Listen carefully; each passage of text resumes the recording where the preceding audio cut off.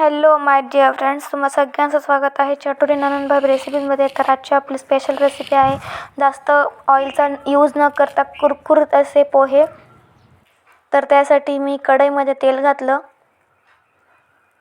त्यानंतर जिरं, शेंग शेंगदाणे तुम्हाला आवडत असेल जास्तही टाकू शकता.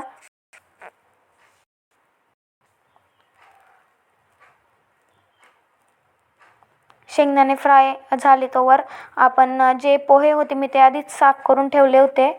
त्यानंतर त्याला ते तेलामध्ये पोहे टाकले व त्याला चांगले परतवून घेतले व तेलामध्ये हळद टाकायची. मला हळद टाकायची विसर पडली होती म्हणून मी नंतर टाकली. त्यानंतर त्याला परत जोरजोरात म्हणजे नॉनस्टॉप परतवत राहायचं. त्यानंतर स्वादानुसार मीठ टाकायचं लास्टला